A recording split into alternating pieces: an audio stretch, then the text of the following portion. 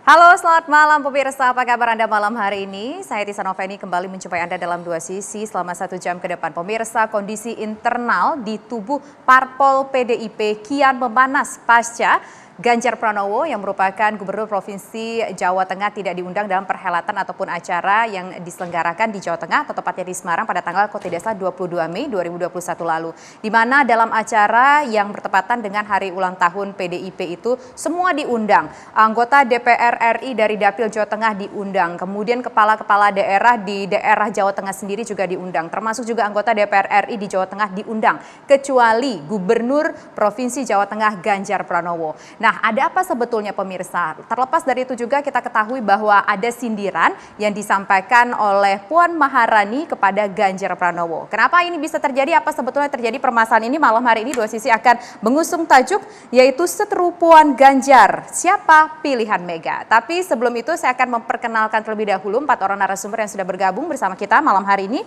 Saya sapa terlebih dahulu yang berada di sisi sebelah kiri saya ada Bang Kapitra Ampera, merupakan politisi dari PDIP. Selamat malam Bang Kapitra. Selamat malam, Assalamualaikum warahmatullahi wabarakatuh. Waalaikumsalam warahmatullahi wabarakatuh. Kemudian di sebelah Bang Kapitra ada Bang Kodari. Selamat malam Bang Kodari, merupakan pengamat politik. Terima kasih, Tisa. Oke, baik. Dan di sebelah kanan saya di sini ada Bang Emmanuel Ebenezer yang merupakan Ketua Jokowi Mania. Selamat malam Bang Ebel. Selamat malam.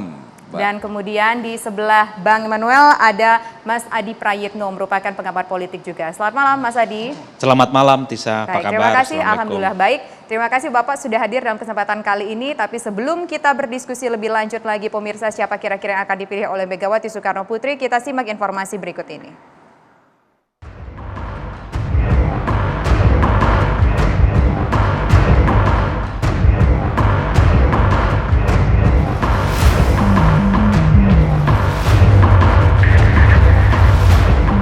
Pemimpin itu menurut saya ke depan ini adalah pemimpin yang memang ada di lapangan, bukan ada di sosmed. Sosmed perlu, media perlu, tapi bukan itu saja. Tapi memang nyata kerjanya itu di lapangan. Nah, ini wong Jawa. Ada acara lain atau Nah, ada acara lain siapa? Pak Agung? Oh tidak, nggak punya acara. Pak, soal Ya, Pak. bukan punya pasukan di medsos seperti apa, Pak? Apa itu pasukan di medsos? Loh, saya itu bermedsos sudah jadi DPR.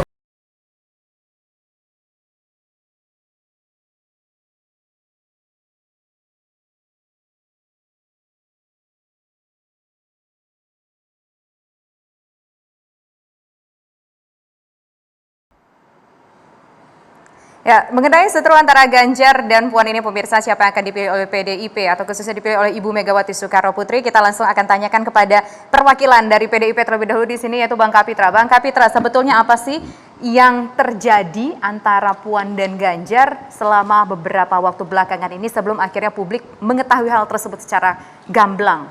Ya, saya rasa tidak ada apa-apa dalam PDI. Yang ribut itu kan media sama pengamat-pengamat aja. Tapi kenapa nggak diundang? Ya, apa yang terjadi itu cuma bentuk romantika aja di PDI. Karena agar Mas Ganjar lebih keras lagi kerjanya, lebih fokus lagi kerja untuk masyarakat dan menuntaskan amanah yang diberikan sama dia. Di Mbak Puan maupun Mas Ganjar ini kader-kader terbaik PDIP, ya. Mereka ini secara individu punya hak yang sama untuk ke level yang lebih tinggi atau katakanlah untuk dicalonkan. Dan di PDIP ada rule of game yang tersendiri, artinya. Bang, ini sorry saya potong Bang, punya hak yang sama untuk dicalonkan, semua punya hak yang sama. Tapi di sini kan dalam artian undangan saja tidak mendapatkan hak untuk diundang. Itu Bang. Ini beda. Itu gimana, maksudnya hak pribadi itu kan semua orang berhak untuk mencalonkan diri atau untuk dicalonkan, ya. Tetapi kalau di PDI kan dia punya SOP sendiri, punya rule of game sendiri. Dan amanat Kongres menyerahkan itu kepada Ketua Umum. Jadi tentu nanti tidak diundang apakah karena memang itu sesuai izin Ketua Umum? Itu tidak perlu didramatisasi soal undang tidak diundang itu. Sebenarnya tidak ada permasalahan apa-apa ya. Dan itu juga tidak menjadi dianggap satu polemik dan konflik. Di PDI tenang-tenang aja. Ya, di PDI nyaman-nyaman aja, tidak ada yang tersingkirkan, tidak ada merasa yang superioritas, semua berjalan seperti biasa. Kedua, semua sudah ada fatsunnya di PDI itu, dan amanah Kongres jelas semua itu nanti diserahkan kepada ketua umum. Dan ketua umum lah yang akan menyeleksi, tentu dengan kriteria-kriteria yang ditetapkan. Jadi saya pikir PDIP sampai hari ini tidak ada konflik yang tajam, yang melebar. Hal yang terjadi cuman romantika, dinamika yang lumrah di setiap partai. Romantika yang lumrah, tidak terjadi apapun. Jadi kita aja yang di luar, yang pengamat, yang media mencoba membawa ini menjadi suatu yang dramatis gitu ya, sehingga seolah-olah ada konflik yang menajam. Tidak ada konflik sampai hari ini, biasa aja di PDI. Dan semua berjalan, Mas Ganjar juga sudah berjalan dengan fungsinya, Mbak Puan juga berjalan dengan amanah yang diterimanya. Semua ikut satu kesatuan di bawah komando ketua umum. Jadi tidak ada yang boleh keluar dari rel itu. Oke, baik. Bang Noel, nggak boleh ada yang keluar dari pattern yang ada. Jangan-jangan kalau menurut Bang Noel sudah keluar nih, makanya juga nggak diajak gitu untuk ikut perayaan ulang tahun PDIP di sana. Ya walaupun tadi disampaikan bahwa ini wajar lah, romantika naik turunnya sebuah hubungan. Gini, dinamika yang terjadi seperti di PDI kemarin itu hampir semua partai mengalami lah ya. Tapi yang harus dipahami bahwa kejadian Ganjar ini membuat malah memantik dukungan rakyat itu ke Pak Ganjar begitu luar biasa hari ini. Salah satunya contohnya saya hari ini sebagai relawan Jokowi sedikit terprovokasi dengan tindakan elit internal Partai PDI Perjuangan itu sendiri. Karena kejadian ini juga pernah terjadi di ketika Pak Jokowi begitu masifnya kelompok-kelompok civil society, kemudian kelompok-kelompok media sosial, dukungan ke Pak Jokowi yang luar biasa saat itu. Begitu juga penolakannya. Yang melakukan penolakan yang luar biasa itu kan di kelompok elit partai itu sendiri. Dan itu terjadi lagi fenomena itu di Pak Ganjar. Nah, persoalan undangan di Jawa Tengah itu sebetulnya bukan kali ini ya terjadi. Ada kawan-kawan saya PDI Perjuangan di Jawa Tengah malah menyampaikan ini udah sekian kali Pak Ganjar tidak diundang sebetulnya.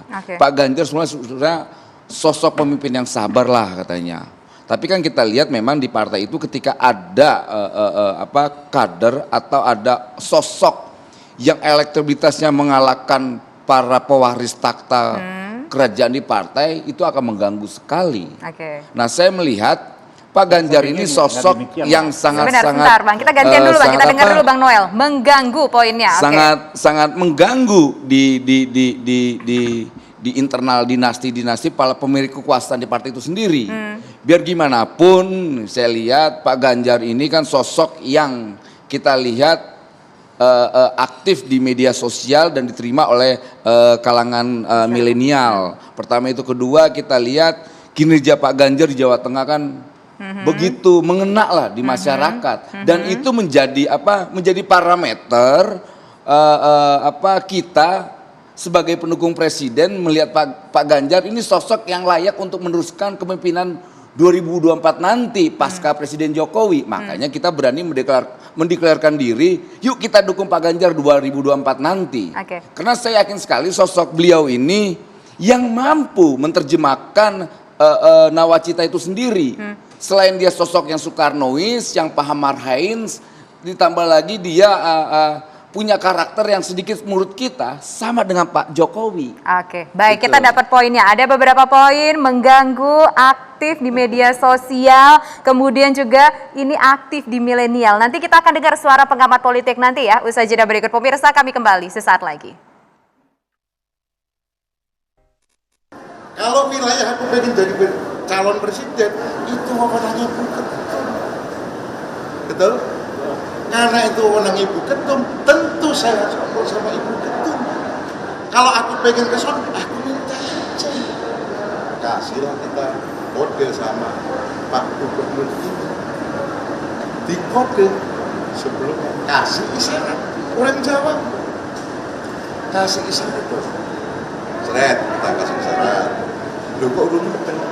Maka ketika Mbak Puan rawuh ke Jawa Tengah, kami mohon maaf rapat lah DPD. Iki piye? Ya udahlah dikasih tambahan peringatan dulu, biar lagi kita ngobrol.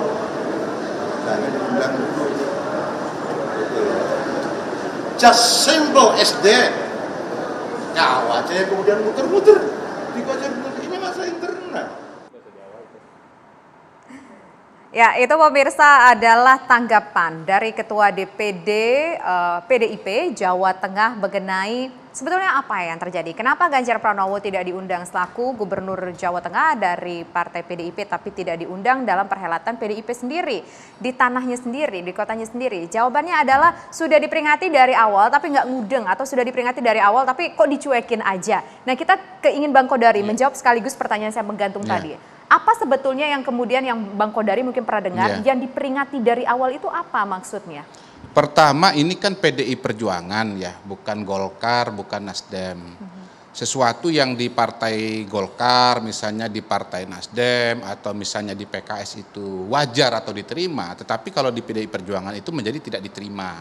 Apa itu? Kalau di PDI Perjuangan itu tunggu perintah dari partai, ya, garis miring Ibu Ketua Umum begitu. Nah, belum ada perintah atau ketetapan mengenai calon presiden, jangan bergerak dulu sebagai calon presiden. Nah, apalagi Mas Ganjar sebagai gubernur, bergeraknya sebagai gubernur, jangan bergeraknya sebagai calon presiden. Aksinya yang kelihatan bergerak sebagai calon presiden apa sih? Ya? Aksinya yang kelihatan bergerak sebagai calon presiden apa sih? Ya, kalau dikembalikan kepada Mas Bambang Pacul kan katanya aktivitas di media sosialnya sedemikian rupa sehingga itu ya arahnya menuju capres, langkah-langkah capres bukan langkah gubernur, begitu. Itu yang pertama. Yang kedua, jangan lupa bahwa ini Jawa Tengah, bukan Sumatera Barat, bukan Riau, bukan Kalimantan Tengah, bukan Sulawesi Selatan. Apa itu Jawa Tengah?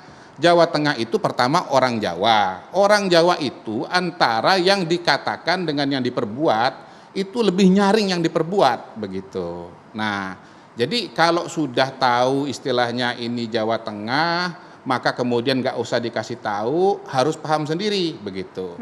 Yang kedua, ini Jawa Tengah itu kandangnya apa? Kandangnya banteng gitu loh. Jadi yang punya banteng itu siapa? Maknya banteng. Kira-kira begitu. Nah, kalau masuk kandang banteng, mau Anda bupati, mau Anda gubernur, ya Anda berperilakulah di kandang banteng begitu. Nah, saya menduga pada titik ini terjadi semacam katakanlah miskomunikasi atau ketidakcocokan secara pribadi dalam komunikasi, dalam pembawaan begitu. Nah, menurut saya antara Mas Ganjar katakanlah dengan Mbak Puan, mungkin juga dengan Mas Bambang Pacul begitu. Saya katakan tapi mungkin. Tapi kalau bicara nih kan merujuk lagi sama judul kita nih, siapa yang akan dipilih Mega? Dengan Meganya sendiri ini seperti apa? Dengan Bu Meganya sendiri seperti apa? Lu ya pasti pilih Mbak Puan. Kenapa? Mbak Puan kan anaknya gitu. Dari semua diskusi kita, judul ini paling cepat dijawab pasti Mbak Puan. Karena ini anaknya kan begitu. Iya.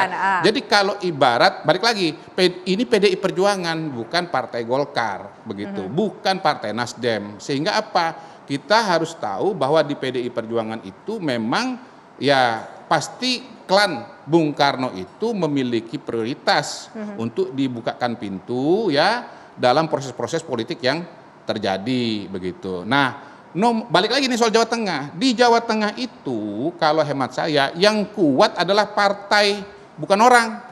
Yang kuat adalah partai bukan orang. Nah, termasuk cerita Mas Ganjar sendiri maju sebagai calon gubernur. Mas Ganjar ditunjuk sebagai calon gubernur itu mendadak loh, mendadak. Buktinya apa? Ya, dulu yang menduga dapat rekomendasi itu setahu saya namanya Hadi Prabowo, sekjen temannya Mas Cahyokumolo yang waktu itu sekjen. Ternyata rekomendasi turun kepada Ganjar. Bahkan waktu itu ada kader PDI Perjuangan yang juga ngetop, ya, tidak kalah ngetop, bahkan ngetop banget, ya. Bupati Kebumen ya 2 kali ya, kemudian wakil gubernur namanya Rusty Ningsih, lebih kaget lagi gitu, sehingga kemudian kayak Mas Ganjar kecewa dan akhirnya ya sekarang udah nggak begitu kedengaran lagi begitu. Jadi ya saya ingat bahwa waktu Mas Ganjar ditunjuk itu surveinya kecil sekali Bang, tapi dengan gerakan mesin dari PDI Perjuangan akhirnya Ganjar Pranowo mengalahkan Hadi Prabowo dan mengalahkan Bibit Waluyo begitu. Itulah jadi singkatnya kira-kira ya Kacang tidak boleh lupa dengan kulitnya. Itulah Itu yang masalah terjadi. komunikasi. Ya. Menurut Bang Kodari Begitu, seperti itu. Bang Immanuel Ebenezer, ya, dari organisasi Gaman, bukan cuma lagi Gaman, Ganjar Mania. Tadi dibilang ya, Bang, sebagai organisasi Gaman nih Bang, diganti namanya Bang. Itu loh jawabannya dianggap sebagai kacang lupa kulitnya loh Bang. Saya ngeliatnya Ganjar sampai detik ini sosok yang tidak Bang, mic-nya boleh dipakai? Ganjar sampai detik ini kita tidak melihat Ganjar ini sosok yang sangat ambisius berkaitan dengan perhelatan 2024 nanti, apalagi berkaitan dengan Pilpres. Ini kan orang menohok seakan-akan Ganjar ini sangat ambisius. Saya nggak melihatnya itu. Tapi walaupun saya tidak medianya, kenal dengan beliau tapi ya. sosial medianya tadi disinyalir bahwa ini salah satu tanda menuju 2024. Belum dapat aba-aba udah gerak melalui sosial media. Nah, Yang itulah notabene-nya negatif bisa thinking dilihat para se-Indonesia. para elit-elit di PDI yang menganggap bahwa Ganjar sedang melakukan mobilisasi opini berkaitan 2024. Padahal tidak. Itu sarana komunikasi yang paling efektif untuk menyampaikan program-program dan kerja-kerja politik beliau berkaitan dengan tugas-tugasnya di media sosial. Pertama gratis, nggak pakai manggil wartawan, tapi itu langsung diblas per detik. Nah ini kan sarana, artinya gini, jangan kedunguan elit-elit partai yang tidak mampu bermedia sosial langsung punya kecurigaan yang begitu luar biasa. Maksud saya gini, kalau Bambang Pacul bodoh, Bang, kalau pakai media gitu sosial loh. bisa cari tim loh Bang. Jangan dikait-kaitkan dengan Ganjar yang melek media sosial. Itu pertama. Itu kedua, Ganjar ini sosok yang hari ini diterima oleh kelompok milenial, bukan kelompok kaum feodal ya, nggak seperti Bambang Pacul. Bambang Pacul ini saya yakin lahir dengan kultur yang sangat feodalistik. Nah artinya hari ini harus dipahamin, kaum milenial itu tidak butuh partai, tapi partai butuh kaum milenial. Begitu juga rakyat. Tapi kalau nggak punya partai nggak bisa maju juga loh Bang. Tapi partai butuh rakyat. Artinya jangan juga mengkhianati kehendak rakyat itu sendiri.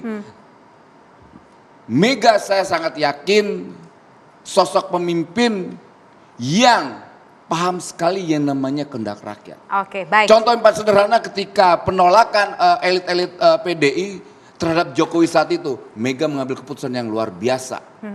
Itu Mega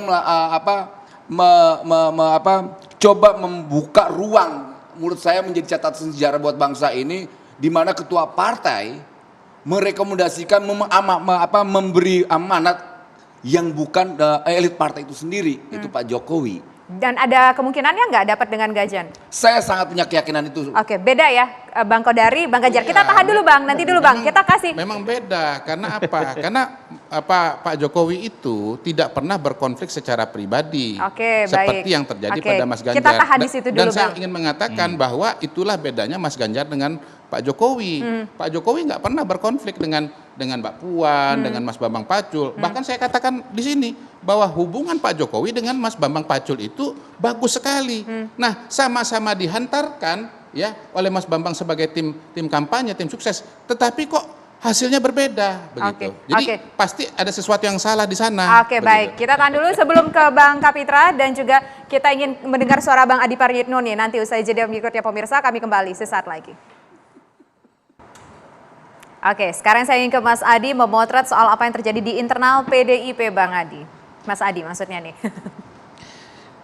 Dua hal Tisa. Pertama, saya merasa dituduh kalau para pengamat inilah yang kemudian membuat suasana di PDIP ini bikin ramai dan semacamnya. Padahal nggak begitu.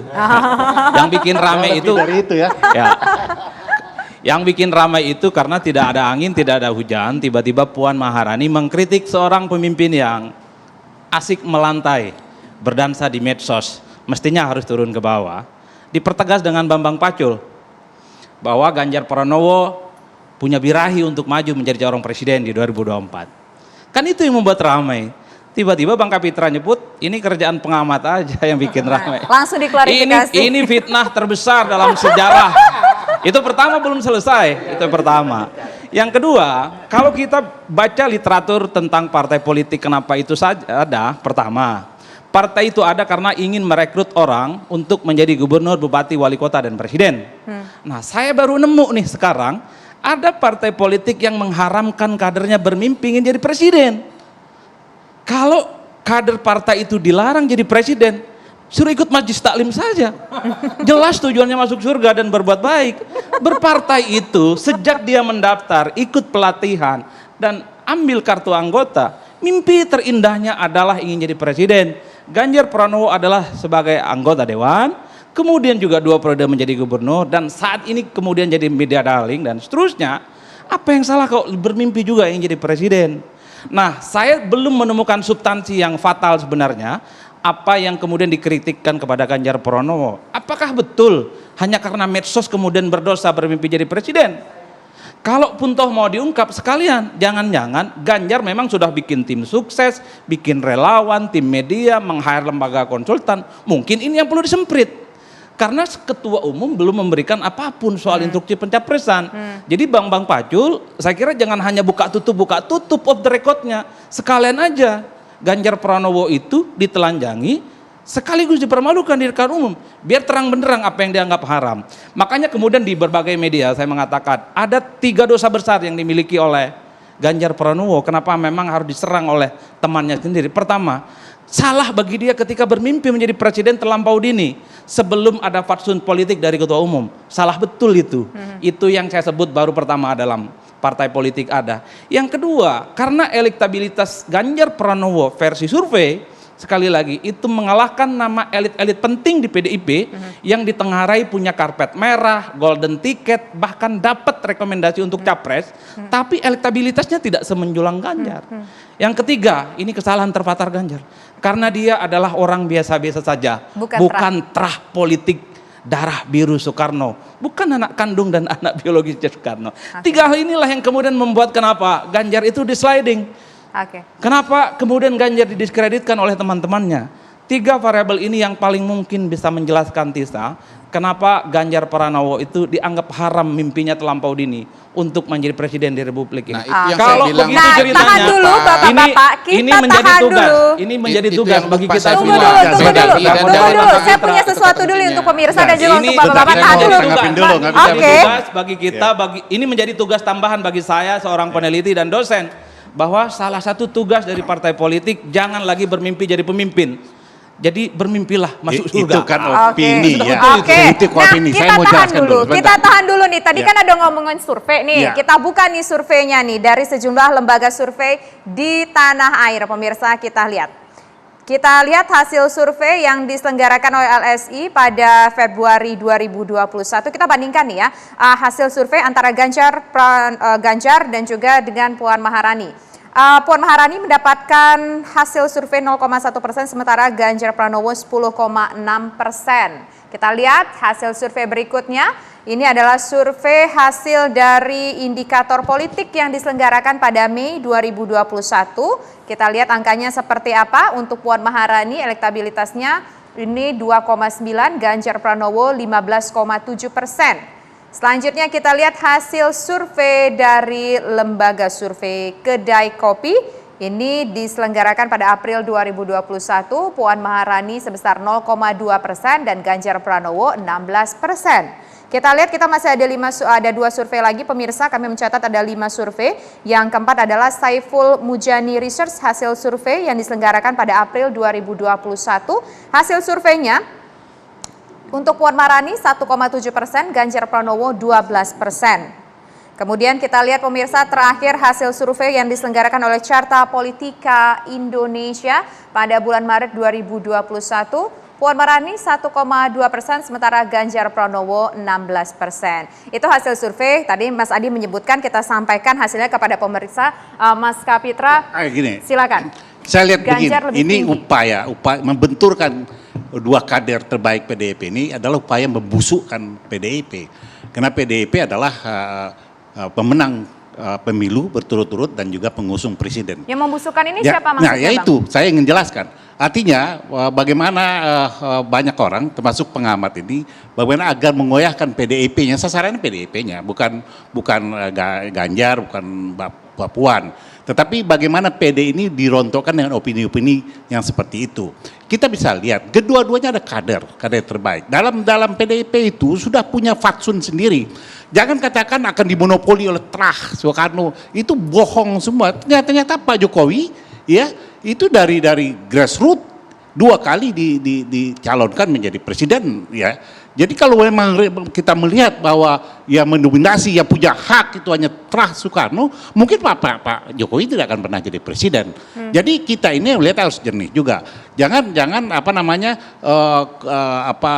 riak atau romantika dalam PDI itu dijadikan landasan politik untuk mendiskreditkan PDI. Oke, ini yang keliru. Jadi saya ingin katakan bahwa ini bukan fitnah. Yang membesarkan ini kan para pengamat-pengamat ini yang membenturkan sehingga diseksi bagi mereka karena pandangan mata pengamat, pandangan mata banyak orang itu melihat PDI dengan kesulitannya dengan satu komando yang kuat. Lalu bagaimana mencoba membenturkan para kader ini. Dan itu hal yang biasa dalam partai, ya, komunikasi seperti itu biasa. Siapa yang mengharamkan Ganjar jadi presiden? Belum ada, tidak ada perintah mengharamkan. Tetapi di PDI itu semua akan diseleksi.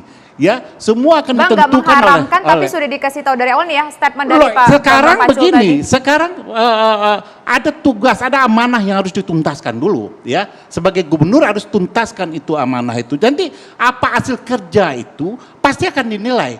Nah seperti Noel bilang, semua kan tergantung kehendak rakyat dan kehendak rakyat ini bukan tidak diakomodasi oleh partai. Selama ini partai melihat. Kalau tidak mungkin kemarin-kemarin sudah berbeda suasana. Tapi karena ada kehendak rakyat dan karena ini partai rakyat PDIP ini itu selalu diutamakan dalam seleksi kepemimpinan. Jadi jangan terlalu didramatisasi, dipolitisasi seolah-olah ada perpecahan yang menguat, ada perpecahan yang konfrontatif di PDI. Tidak ada itu. Hal-hal seperti itu hal-hal yang biasa ya untuk menyemangati ya orang yang memegang amanah hari ini supaya tetap fokus. Jadi keduanya banyak kader yang lain juga punya kesempatan yang sama, tetapi tentu akan ditentukan oleh perkembangan waktu. Masih ada 3 tahun lagi, terlalu dini kita untuk langsung menuju ke Pilpres. Tetapi kita yang diberi amanah bekerjalah dengan benar, bekerja dengan baik, nanti akan dinilai, diseleksi sendiri ya. Ada penyeleksiannya. Jadi jangan kita benturkan dengan survei A segala macam. Itu terlalu dini. Saya pikir ini terlalu prejudice ya terhadap PDI. Ini keliru. Oke, nanti ditanggapi Bang Kodari, Bang Mas Adi dan juga Bang Noel. Usai jeda berikut, pemirsa Dua Sisi akan kembali sesaat lagi. Ya, pemirsa, ada beberapa poin yang tadi kita tangkap dari sayap sebelah kiri saya. Saya ingin menuju ke sayap sebelah kanan. Saya nambahin dulu dong dari Pak Kapitra. Jadi begini. Pertama ya saya setuju dengan sebelah sana justru ini koalisi ini. Yang bikin ribut bukan pengamat, memang terjadi keributan begitu. Tetapi kenapa itu ribut? Menurut saya dijelaskan secara proporsional bahwa tata caranya itu yang tidak ketemu gitu loh. Tidak dilarang untuk maju calon presiden, tetapi untuk bergerak sebagai calon presiden, kalau di PDI Perjuangan ya jangan pakai teori lain ya seperti yang seberang sana. Ini kali ini beda nih. Kalau di PDI Perjuangan itu tunggu komando dari ketua umum begitu loh. Dan itu bukan barang baru di PDI Perjuangan gitu ya. Bang Adi sebagai orang yang misalnya sering urusan pilkada, itu memang kalau saya ya sering menyaksikan bagaimana PDI Perjuangan itu mengambil keputusan mengenai calon itu last minute begitu. Ketika partai lain sudah mengambil keputusan, ya PDI Perjuangan belum mengambil keputusan. Memang sering dikatakan bahwa itu membuat PDI Perjuangan kehilangan kesempatan karena calon-calon yang populer itu nggak semuanya sabar untuk meraih dukungan dari PDI Perjuangan. Dan dalam beberapa kasus memang PDI Perjuangan itu kena batunya sehingga calon yang dimajukan popularitasnya kurang dan akhirnya kalah begitu. Misalnya di Jawa Barat kan ada pilihan. Awalnya Ridwan Kamil misalnya begitu, tetapi karena ditunggu nggak keluar rekomendasinya, akhirnya Ridwan Kamil dicalonkan oleh partai yang lain. Nah, akhirnya mengajukan calon yang pada saat pertarungan memang posisinya paling belakangan. Tapi itulah cara PDI Perjuangan yang nggak bisa disamakan dengan partai lain. Nah, kalau kemudian caranya berbeda, akhirnya kena semprit.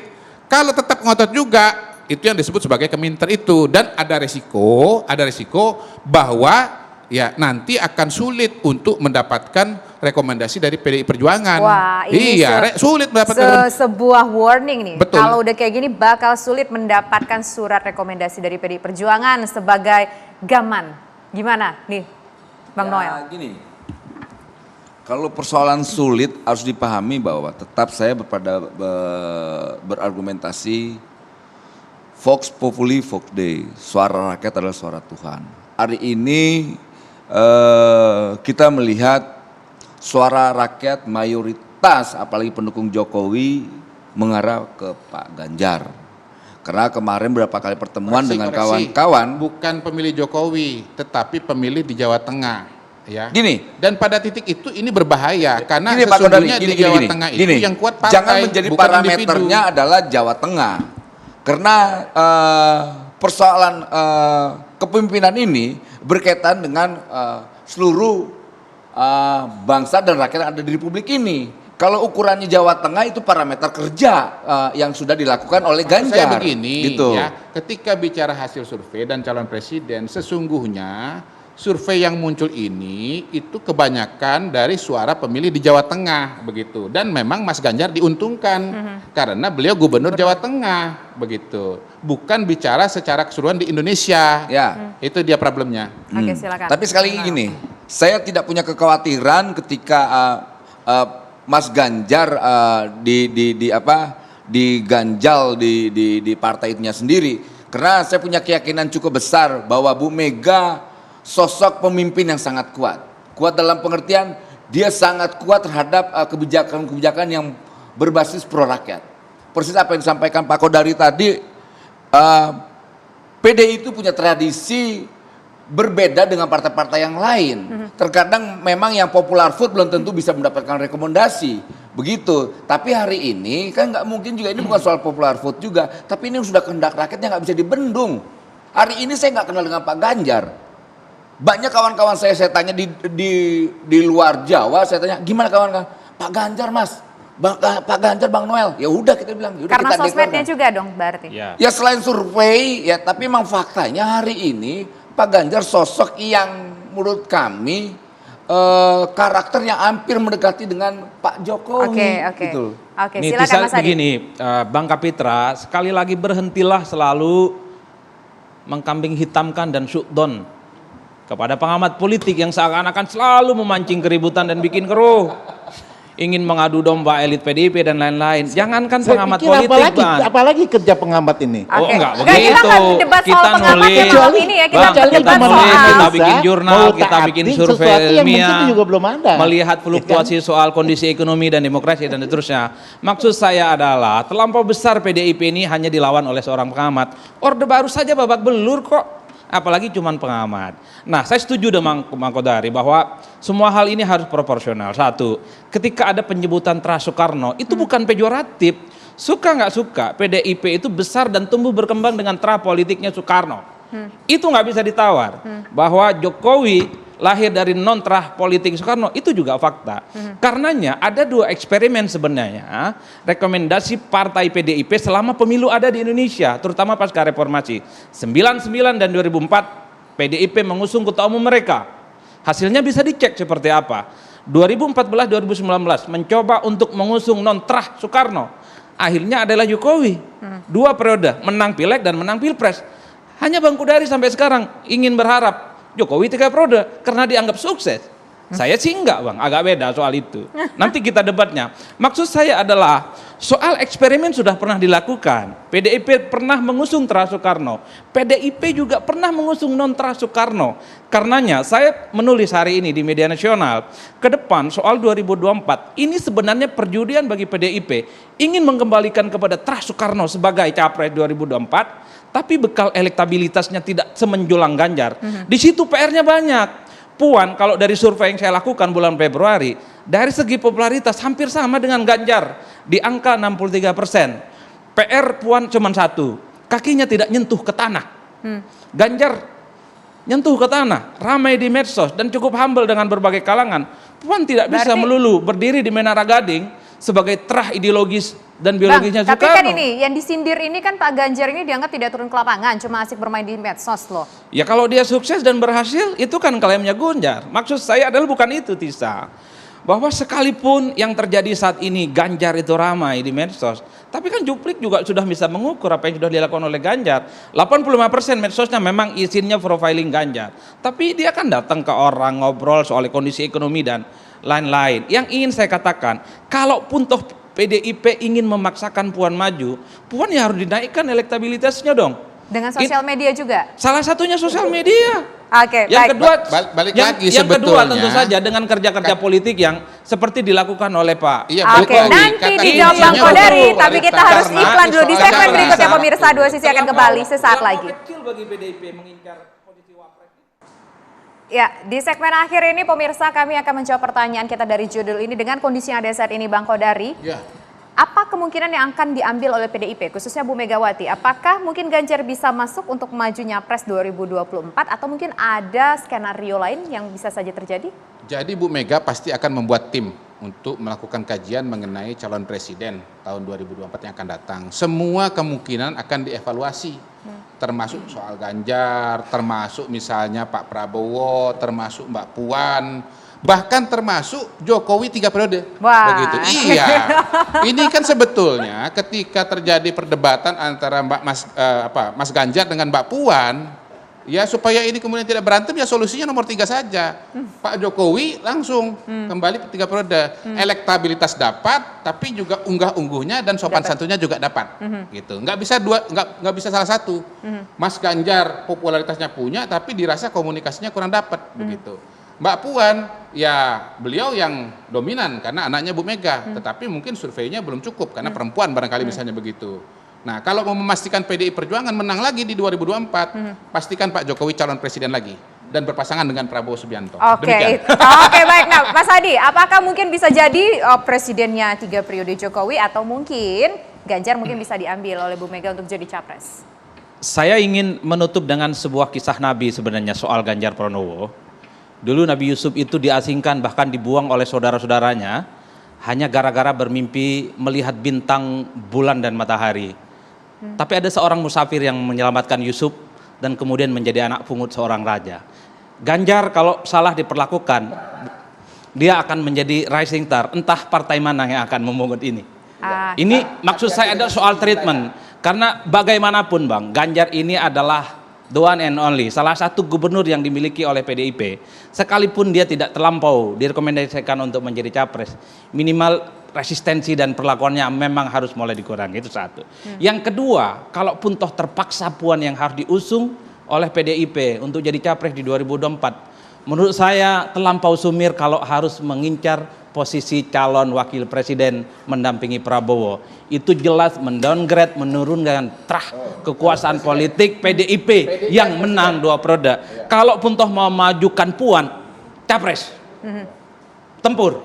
Jadi banteng jangan suruh merumput terus, tapi asalah tanduknya untuk seruduk di banyak provinsi dan menang. Kan itu saja kuncinya, nggak ada yang lain, Mbak. Oke, silakan Bang Kapitra. Ya, PDI ini Singkat saja Bang Kapitra.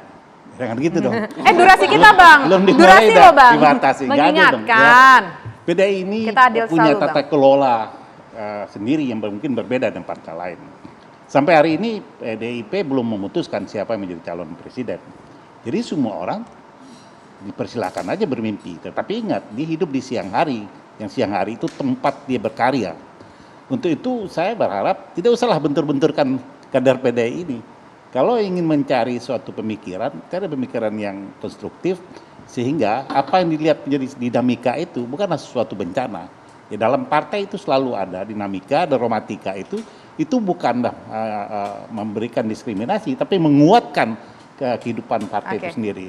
Jadi saya berpikir PDI ke depan masih tetap akan mencalonkan capres dan akan insya Allah akan tetap jadi pemenang, baik di pemilu maupun di presiden pemilihan 2024. Siapa orangnya? Kita tunggu. Nanti kita tunggu orangnya. Silakan, Bang Noel. Ya, semoga 2024 nanti kita tidak menemukan calon kereta mogok lah. Pertama itu, karena saya lihat kalau seandainya PDI gambling mendorong kereta mogok, konsekuensinya adalah dampaknya ke partai. Karena 2024 itu ada pilgub, pileg dan sebagainya, dan juga pilpres. Kalau seandainya PDI tidak peka terhadap kehendak rakyat, dampaknya, impactnya itu pasti ke partai. Baik. Makanya kami sebagai pendukung presiden tetap tegak lurus pada presiden. Kemudian kita mendeklarasikan bahwa Pak Ganjar layak untuk memimpin Republik ini di tahun 2024. Oke, baik. Terima kasih Bang Noel atas waktunya sudah bersedia bersama kami di Dua Sisi. Mas Adi, terima kasih. Bang Kapitra, terima kasih. Dan juga Bang Kodari, terima kasih sudah bergabung bersama kami di Dua Sisi. Dan pemirsa, demikian kebersamaan kita malam hari ini. Saya Tisa Noveni, selamat malam. Sampai jumpa.